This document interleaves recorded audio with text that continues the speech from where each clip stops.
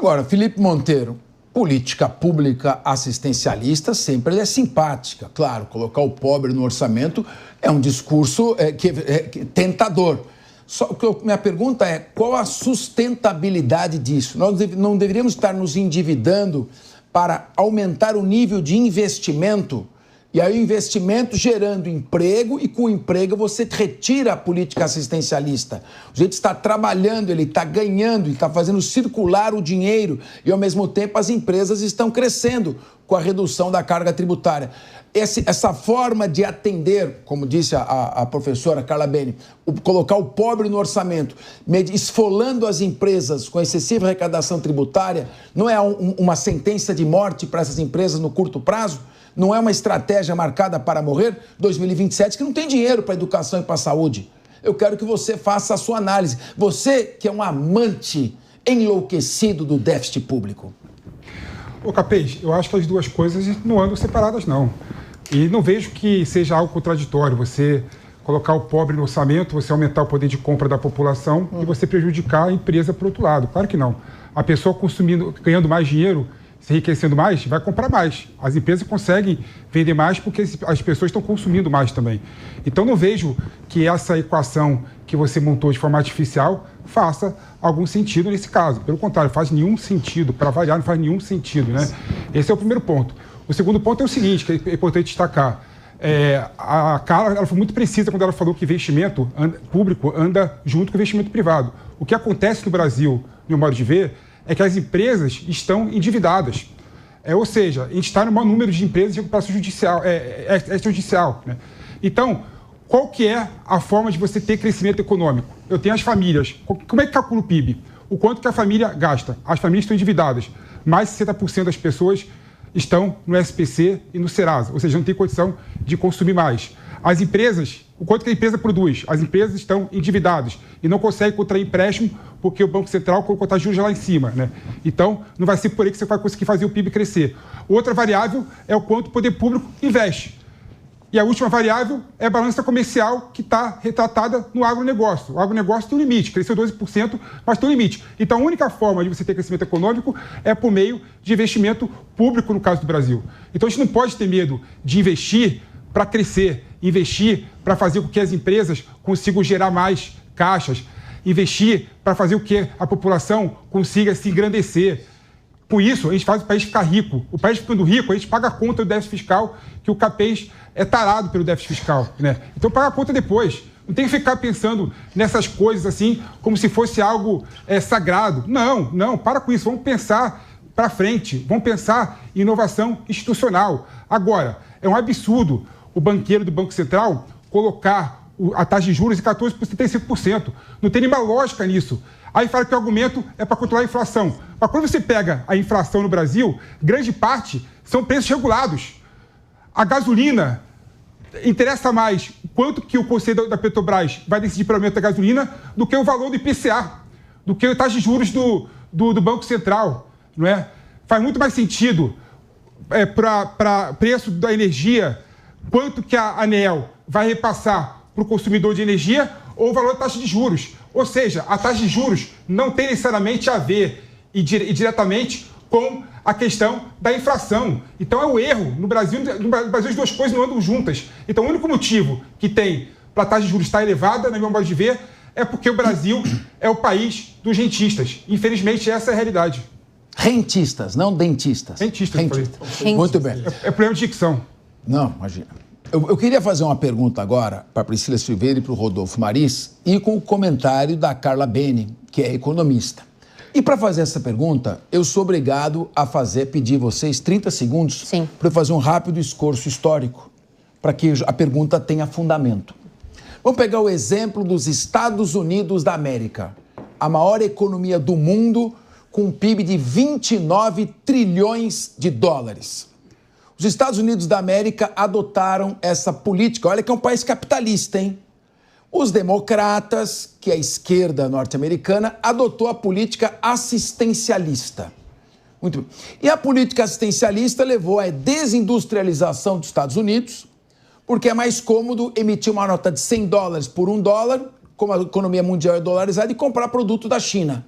e a China foi fortalecendo a sua indústria. Os Estados Unidos ficando dependente, se desindustrializando. Quando veio a crise do subprime, o Fed, que é o Banco Central americano, deu política de juros zero. Para que juros altos? Felipe Monteiro odeia juros altos. Então, política de juros zero. O que aconteceu? Inflação em alta desde 1971, quando o Richard Nixon desindexou o ouro do dólar, a inflação aumentou nos Estados Unidos 680%. Hoje os Estados Unidos está com uma dívida que vai chegar a 38 trilhões de dólares, déficit fiscal de 2 trilhões esse ano, e agora estão começando a rever essa política de assistencialista. Ser assistencialista é o sonho de qualquer político. Mas isto se sustenta no tempo? Será que nós não devemos nos mirar no exemplo que está acontecendo nos Estados Unidos? Porque vamos pagar R$1 trilhão de juros este ano? Essa política que a doutora Carla Bene e o Felipe Monteiro defendem? Eu quero ouvir você e depois eles terão o direito de se manifestar.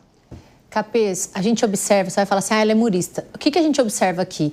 Não adianta eu colocar, tirar da economia, dos grandes empresários e só adotar a política de assistencialismo. Te explico. Quando a gente tem essa economia mais, aqui, assistencialista, a gente dá poder de compra, digamos assim, poder econômico para essas pessoas. Eu acho que tem que ter, eu não estou tirando de jeito nenhum o direito das pessoas comprarem. O problema é que dar puramente o direito delas comprarem para poder injetar esse valor dentro do país... O que eu observo? Que elas acabam, na maioria das vezes, se enforcando com essa corda que é dada pelo Estado como um sistema assistencialista, que foi mais ou menos o que aconteceu nos Estados Unidos, quando eles colocam esse dinheiro para rodar. Então, eu acho que um país que tem uma economia mais forte não pode dar tudo para um dos lados. A gente tem que ter o que a gente chama de equilíbrio. Tanto é verdade que aqui a professora Carla nos explicou que não adianta o Haddad ser doutor pela USP, como ela bem colocou aqui para mim, falou, olha, ele é doutor pela USP, que é um conhecimento, sendo que ele não consegue aplicar sozinho aquilo que ele sabe. Por quê? Porque precisa do mercado aceitar a parte teórica, digamos assim. Então, na verdade, a gente tem vários planos. O governo atual, realmente, ele tem mais uma característica assistencialista. Você acabou de colocar aqui que nos Estados Unidos eles tentaram fazer desse jeito e meio que deu errado, dada a tributação que se observa. Mas aqui, na verdade, é um complexo, é uma questão aqui conglobante. Não adianta o Haddad ser doutor se o mercado não for conivente com aquilo que ele quer. Então, a gente vai ter sempre problema. Por isso que a gente não consegue aqui corrigir essas distorções históricas, porque, na verdade, Capês, não são somente distorções históricas, são problemas de quem tem mais, no caso, a maioria dos banqueiros, enfim, tentando intervir na política assistencialista. Então, nunca, enquanto um governo de esquerda estiver à frente aqui no país, é óbvio que as pessoas que são de direita, que são mais pautas liberais, vão interferir em qualquer coisa que se faça. E aí, quem acaba pagando com isso é a gente, porque taxa de juros alta, os alimentos subindo. Então, há esse, na verdade, descontrole econômico. Agora, quando a gente dá num governo assistencialista, eu penso que a gente não pode colocar só direitos para essas pessoas. Por quê? Porque acaba evitando que elas também saiam para ganhar outras situações em detrimento desses benefícios que são dados. E eu acho que tem que ser dados, não é isso, não acho que tem que tirar. Mas eu insisto, porque o EP falou que o Capês é tarado pelo déficit, mas eu também sou. Eu digo assim, eu acho que uma economia, ela precisa se investir. Ninguém está dizendo que não tem que investir sim, e muito. Mas não adianta, repito, eu vou ficar aqui insistindo, se não arrecadar, vai ter realmente crescimento econômico, mas não adianta o crescimento econômico por si só, porque se fosse assim, os Estados Unidos não estaria com esse déficit colocado por você agora há pouco. Rodolfo Marins ainda não falou, só que eu não sou tarado pelo déficit fiscal. Eu sou fã do equilíbrio fiscal, da responsabilidade fiscal. Rodolfo Marins. Capês, eu não sou economista, eu respeito muito as pessoas que dominam esse assunto, sobretudo a Carla, que acompanha a nossa mesa hoje, mas eu preciso refutar algumas informações aqui, principalmente a do Felipe Monteiro, tá? Quando ele fala sobre a inflação, ele vem com esse discurso do mundo ideal, como se ele vivesse lá na Noruega, e ele está no Brasil. O Brasil é totalmente diferente. Eu também não gosto dos juros lá em cima. Eu queria ter um poder de compra muito maior do que o que eu tenho hoje. Mas nem tudo que me serve me cabe. Esse é o grande ditado que serve para o nosso país. Sobretudo, as pessoas estão inadimplentes. São 76,6 milhões de pessoas no nosso país que vivem hoje inadimplentes com as suas dívidas. Isso porque nós temos um juros que, à vista de todos, é um juros que está lá em cima. Se a gente diminuir esses juros, que na minha humilde opinião, não sou economista, é um dos modos de controlar a inflação, você imagina o que vai acontecer com as pessoas que não têm o mínimo de educação financeira. A gente vai pensando na educação financeira, mas a gente precisa colocar a mão na consciência que milhares e milhares de brasileiros vivem hoje com um salário mínimo. Você tem noção de como essas pessoas conseguem viver com um salário mínimo, que é uma vergonha no nosso país?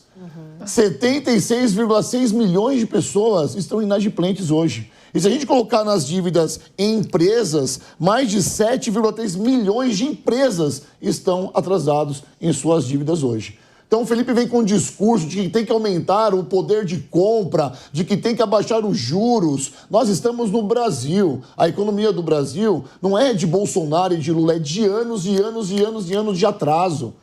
Nós devemos ter, ou deveríamos ter, na verdade, ciência da nossa política econômica e não só criticar, mas na hora de eleger as pessoas, eleger pessoas um pouco mais capacitadas, ou de fato, entender qual é a economia do nosso país e tentar de alguma forma... Capês, me faltam até palavras, porque eu me coloco no lugar de cidadão, eu queria ter um poder de compra muito maior, mas quando vem com esse discurso, eu vejo juros altos, inflação, e na gôndola do supermercado um café custar R$70, eu não consigo entender sobre qual é o assunto da economia que eu tenho que defender desse governo. Eu costumo dizer que o melhor economista... Você vai falar, Felipe. A Carla Bennett vai falar antes, porque ela foi provocada antes. Agora, o melhor... Foi assim, você vai poder falar, porque ele não só provocado, ele cutucou você, e você vai ter direito de manifestar, você vai para polêmica. Tá certo? Mas você quer falar já? Então antecipa que ele não está se aguentando. Se ele te cutucou, ele vai ter que ouvir.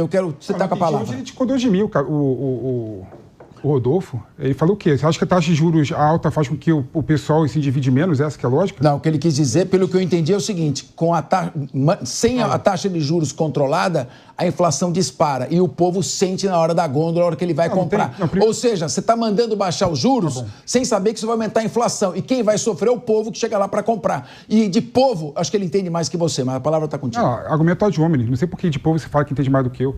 Eu sou do povo, sou uma pessoa do povo, né, também. Nasci no Irajá, morei perto do Ilha do Governador. Eu sou do povo. Agora, vamos lá.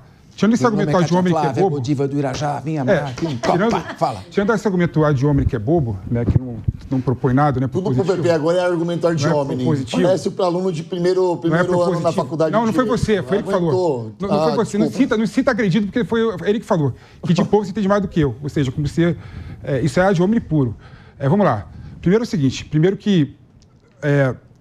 qual que é a ideia que economistas ultrapassados falam que a taxa de juros alta faz conter a inflação?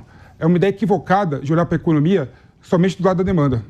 A ideia ultrapassada. Hoje em dia, as cadeiras de economia do mundo todo olham para o lado da oferta também, né? Ou seja, se você tem ambiente favorável para ter mais oferta de café, mais oferta de produtos, você equaliza. Você faz com que a demanda e a oferta fiquem em equilíbrio. Então, não necessariamente diminuir a taxa de juros vai fazer com que, se você olhar para o lado da oferta, vai fazer com que haja aumento de inflação. Isso é conversinha, isso é algo ultrapassado. Esse é o primeiro ponto. O segundo ponto, que no Brasil, grande parte dos preços são preços regulados, né? Quando você pega a cesta do IPCA, que mede o IPCA, você vê que lá tem energia. Energia não é a taxa de juros do Banco Central, não tem nenhuma influência em energia. Energia é uma decisão da reguladora de energia elétrica, que decide qual que é o valor da energia. Ele nem sabe quanto é que é a taxa de juros do Banco Central, independe. Valor do combustível. O valor do combustível é preço regulado. Pouco interessa para a comissão do Conselho de Administração da Petrobras qual que é a taxa de juros do Banco Central. Ela aumenta de acordo com a demanda, a oferta internacional, tal, o valor do preço. Ou seja, grande parte dos preços não tem ligação nenhuma no Brasil com a taxa de juros. Então, você achar que a taxa de juros vai resolver o problema da inflação, olhando só para a demanda, esquecendo que grande parte dos preços controlados no Brasil são regulados, né, e não tem relação com a taxa de juros, é um equívoco e é um erro e é ultrapassado. E outro ponto importante aqui, na minha opinião, esse cara vai concordar comigo, mas no Brasil, na minha opinião, não tem uma demanda reprimida no médio e longo prazo. A pessoa... Isso é um país pobre, gente. A pessoa que quer comprar geladeira, ela vai numa loja de departamento lá, faz 40 vezes, independente dos juros que a empresa cobrar. E aí não consegue comprar mais nada no cartão. Dos juros que a empresa cobrar. E aí essas empresas funcionam como se fosse um banco, uma instituição financeira, né? Então, para as pessoas, elas não deixam de consumir, não tem uma demanda reprimida, de modo a fazer com que as pessoas deixem de consumir por conta da taxa de juros elevada. Então, eu fico pressionado. Esse é o ponto que eu acho que o Lula tem razão. Os livros de economia e os economistas, tirando a cara que está do meu lado, são completamente ultrapassados. Pois é, acho que na verdade, eu concordo com o que você falou, mas quando o Rodolfo Maris coloca, ele diz assim, a cesta que interessa é a cesta de ovos, e os ovos aumentaram 67% só esse ano. Então o povo está sentindo o aumento do preço na vida real, e é isso que ele quis colocar, esse é o entendimento dele.